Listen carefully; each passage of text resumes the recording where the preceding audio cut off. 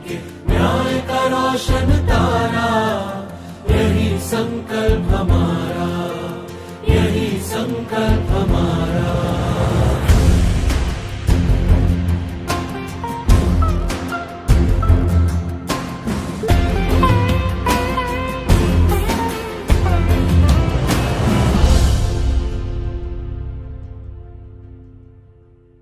छत्तीसगढ़ राज्य विधिक सेवा प्राधिकरण के YouTube चैनल जन चेतना में आप सभी का हार्दिक स्वागत है। साथियों, हम सभी के सामने कई बार ऐसी कानूनी समस्याएं आ जाती हैं जिनका जवाब पाने में हमें बहुत परेशानियों का सामना करना पड़ता है। ऐसे ही कुछ कानूनी समस्याओं के जवाब देने के लिए जन चेतना चैनल की एक नई श्रृंखला ऐसा हो तो यह करें शुरू की गई है, जिसमें किसी कानूनी समस्याओं के जवाब देने की कोशिश की जा रही है। जिला विधिक सेवा प्राधिकरण बिलासपुर की ओर से मैं सतप्रीत कौर छाबड़ा, व्यवहार न्यायाधीश बिलासपुर, वृद्धजनों के अधिकारों के संबंधित कुछ कानूनी प्रावधान के बारे में जानकारी दूंगी। वृद्धजनों के अधिकारों के बारे में जानने से पहले आइए यह जानते हैं कि वृद्धजन या वरिष्ठ नागरिकों की श्रेणी में कौन आते हैं। माता पिता और वरिष्ठ नागरिकों का भरण पोषण तथा कल्याण अधिनियम 2007 की धारा 2 के उपधारा ज के अनुसार वरिष्ठ नागरिकों को परिभाषित किया गया है, जिसके अनुसार ऐसे कोई व्यक्ति जो भारत के नागरिक हैं और जिन्होंने 60 वर्ष या उससे अधिक की आयु प्राप्त कर ली है, वे वरिष्ठ नागरिकों की श्रेणी में आते हैं।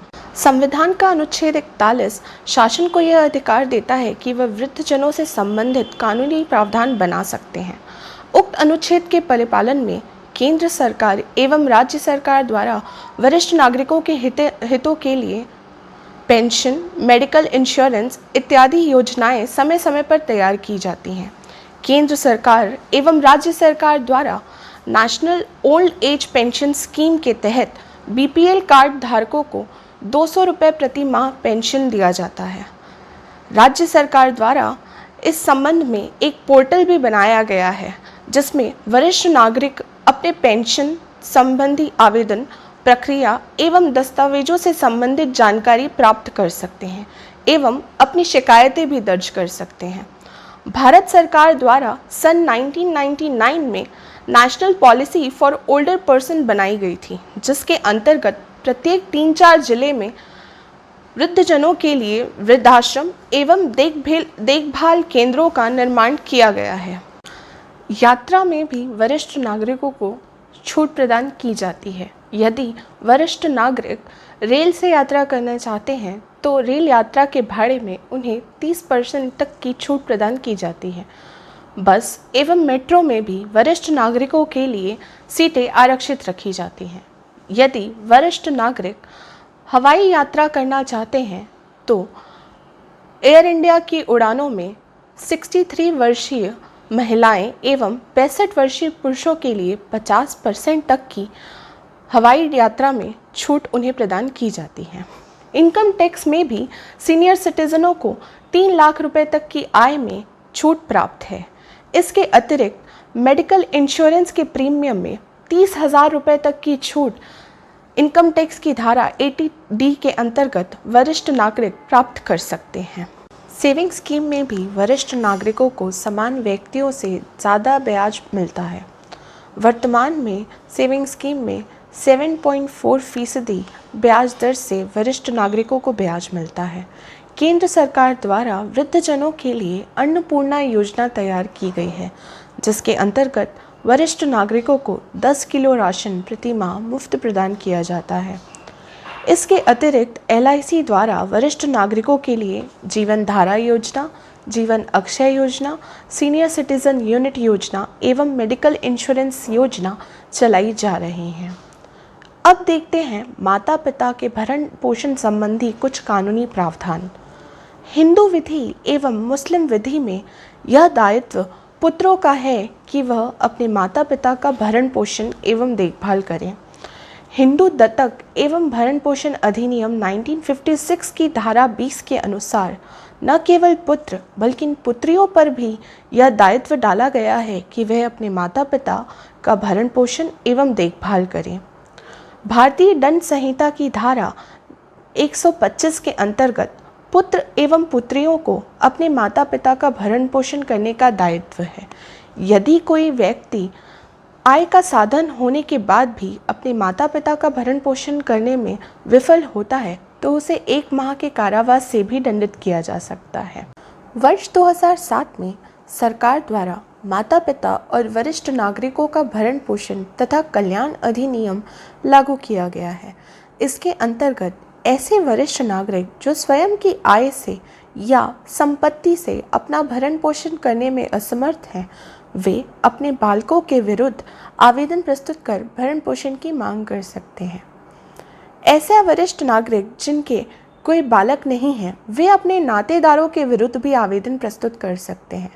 नातेदारों से अभिप्रेत है ऐसे व्यक्ति जो वरिष्ठ नागरिक की मृत्यु उपरांत उसकी संपत्ति में अपना हक प्राप्त करेंगे।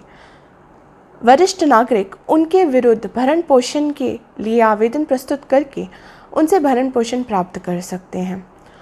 2009 में छत्तीसगढ़ शासन द्वारा माता पिता और वरिष्ठ नागरिकों का भरण पोषण तथा कल्याण नियम बनाए गए हैं, जिसके अंतर्गत भरण पोषण की राशि अधिकतम 10,000 रुपये निर्धारित की गई है। ऐसे वरिष्ठ नागरिक जिनका ना तो बालक है और ना ही कोई नातेदार है, उनकी देखभाल की जिम्मेदारी राज्य सरकार को दी गई है और राज्य सरकार को निर्देशित किया गया है कि वे वरिष्ठ नागरिकों के लिए वृद्धाश्रम बनाएं। राज्य सरकार इस संबंध में जितने आवश्यक समझे उतने वृद्धाश्रम बना सकती है, परंतु प्रत्येक राज्य में कम से कम एक वृद्धाश्रम जिसमें 150 लोगों के आवास की व्यवस्था होनी चाहिए का निर्माण किया जाना आवश्यक है। इन वृद्धाश्रमों में वृद्धजनों की सुरक्षा, चिकित्सकीय देखरेख एवं मनोरंजन का भी ध्यान रखने का निर्देश दिया गया है। इस अधिनियम की धारा 20 के तहत राज्य सरकार को यह निर्देशित किया गया है कि वरिष्ठ नागरिकों के लिए चिकित्सा में सरकारी अस्पतालों में बिस्तर की व्यवस्था एवं जरावस्था से पीड़ितों के लिए निःशुल्क चिकित्सकीय सुविधाएं उपलब्ध कराएं। इस अधिनियम के अंतर्गत धारा 23 के अंतर्गत यह प्रावधान्वित किया गया है कि वरिष्ठ नागरिक यदि अपनी संपत्ति दान या अन्य किसी रूप से इस शर्त के अधीन अंतरण करते हैं कि प्राप्तकर्ता वरिष्ठ नागरिकों की सुख सुविधाएं एवं बुनियादी आवश्यकताओं का ध्यान रखेंगे और यदि प्राप्तकर्ता वरिष्ठ नागरिकों की सुख सुविधाओं का ध्यान रखने में असफल रहता है तो संपत्ति का अंतरण वरिष्ठ नागरिक के विकल्प पर अधिकरण द्वारा शून्य घोषित किया जा सकता है। साथियों, ये थे वरिष्ठ नागरिकों के अधिकारों के संबंधी कुछ कानूनी प्रावधान। यदि इसके बाद भी आपकी कोई समस्या है या अन्य किसी कानूनी समस्याओं के संबंध में आप जानकारी प्राप्त करना चाहते हैं तो नालसा के टोल फ्री नंबर 15100 पर कॉल करके या न्याय ऐप NYAY ऐप पर भी निःशुल्क विधि सहायता प्राप्त कर सकते हैं। धन्यवाद।